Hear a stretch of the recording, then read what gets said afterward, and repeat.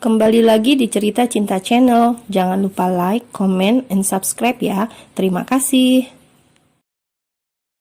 Udah, aku bisa bawa sendiri, ucap Dea kepada pria yang mengambil buku dari tangannya. Gak apa-apa, aku bawain. Cowok cakep itu tersenyum, memperlihatkan lesung pipinya. Mereka berdua masuk ke area kampus sama-sama. Sesekali dia dibuat tersenyum ketika keduanya sedang berbicara. Gadis itu tidak menyadari suaminya sedang gusar karena melihat Dea begitu akrab dengan lawan jenis. Apalagi dari jauh, cowok yang bersama Dea itu terlihat lumayan. Di dalam mobil warna sport merah itu, hidung mancung Daniel kembang kempis, menahan kesal. Saat ia akan putar balik, hampir saja bersenggolan dengan mobil orang. Makin panas hati Daniel, karena pengemudi itu mengklakson ia berkali-kali. Apa sih ini orang? Norak, kampungan, main klakson gak jelas. Dan cowok itu buta kali itu orang, apa bagusnya dia? Sepanjang jalan ia terus saja merutuk tidak jelas, ngomel-ngomel karena hatinya sedang panas. Di depan sebuah gedung tinggi yang ujung atapnya tidak nampak meski kepala mendongak, mobil Daniel perlahan memasuki kawasan tersebut. Ia kemudian melajukan mobil ke area parkir khusus. Keluar dari mobil, pria itu berjalan dengan tegap dan penuh rasa percaya diri yang tinggi, terlihat karismatik dan berwibawa. "Selamat pagi, Tuan," Sekretaris Daniel menyapa dengan ramah dan sopan. "Jam berapa meetingnya?" "1 jam lagi, Tuan." "Ya sudah, kamu boleh pergi." "Tuan," panggil sekretarisnya. "Apa?" Daniel melotot pada pria tersebut. "Apa sesuatu yang buruk terjadi? Kenapa muka Tuan masam sekali?" "Buk!" Sebuah map dilempar Daniel ke arah sekretarisnya itu. Sayang, refleks sekretaris Kim sangat bagus, membuat lemparan Daniel melesat, dan Kim langsung terkekeh. "Hakim, kurang ajar kamu!" teriak Daniel. "Ayolah, mengapa mukamu kayak kanebo usang?" ledek Kim.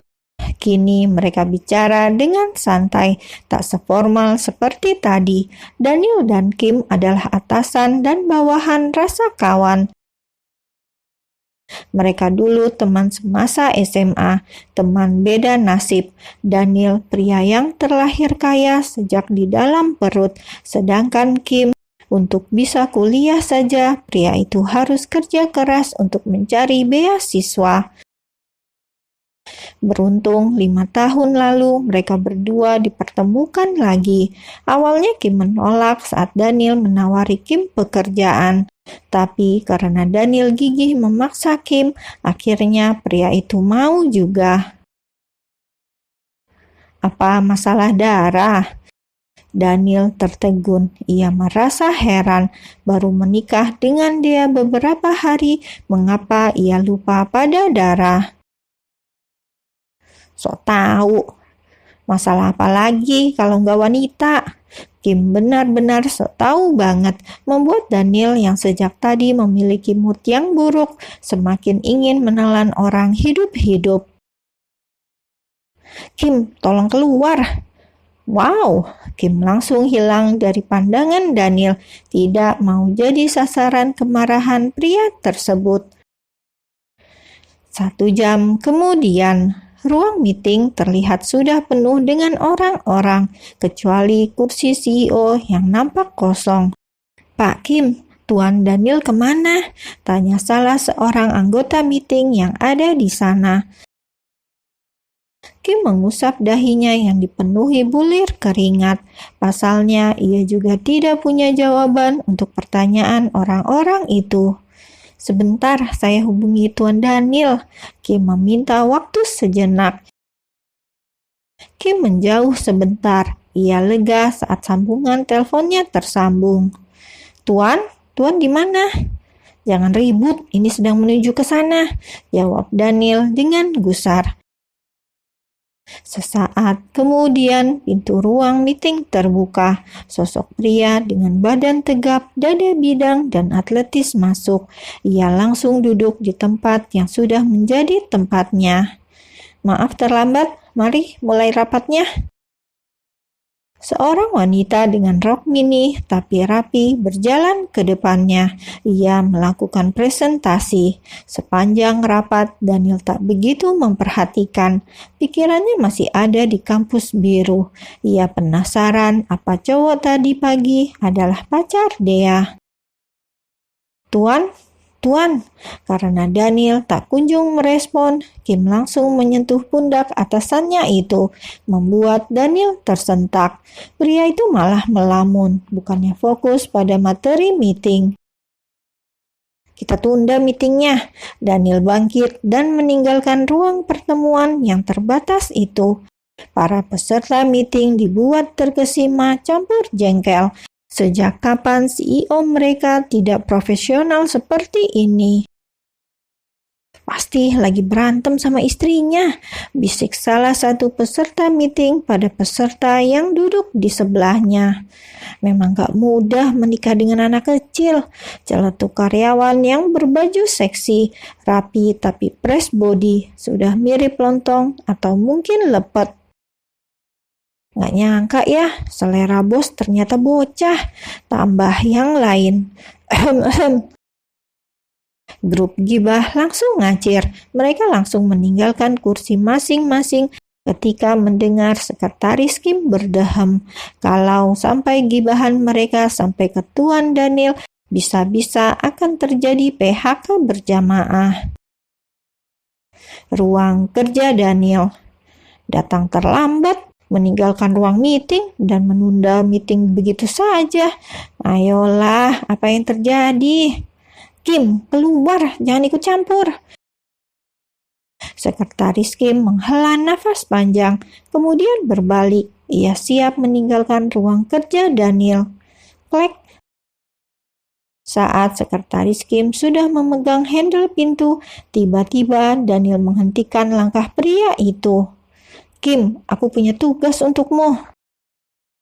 Sekretaris Kim menoleh. Pria 30 tahun itu kemudian berbalik dan berjalan mendekati atasannya. Tugas apa gerangan? Tugas negara, perusahaan, atau jangan-jangan wanita? Hes, batin Kim, si pria jangkung dengan rambut klimis dan cetelan jas rapi.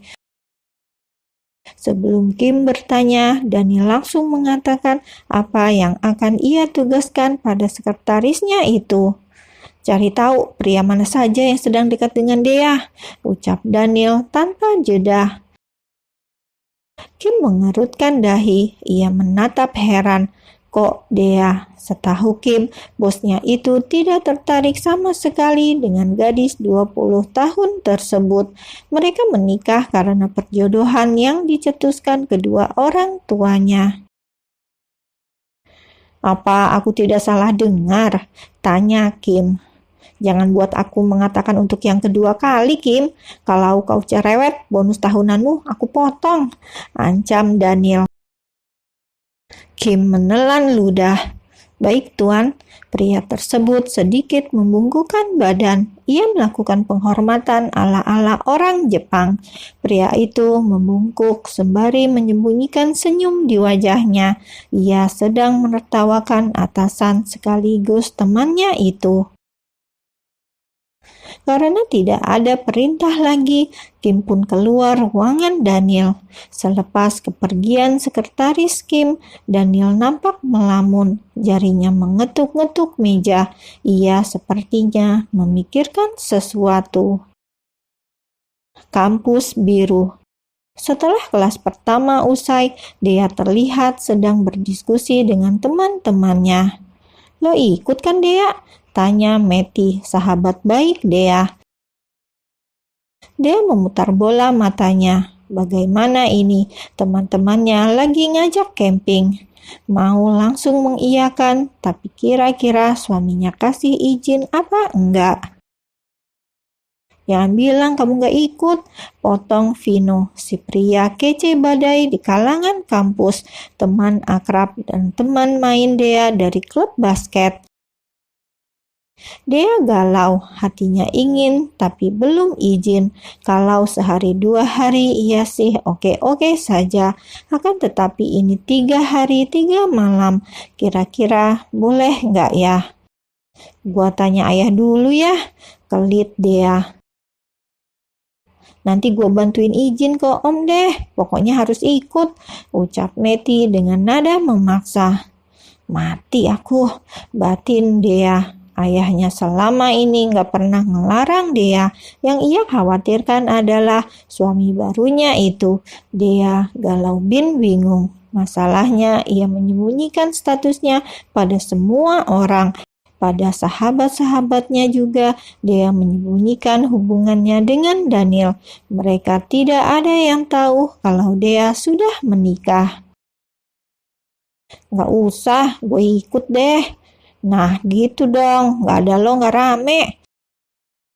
Semua terlihat senang dan puas karena ketua geng mereka akhirnya ikut juga. Yang paling rame selama ini kan Dea. Masa kepala suku malah gak ikut? Gak asik lah.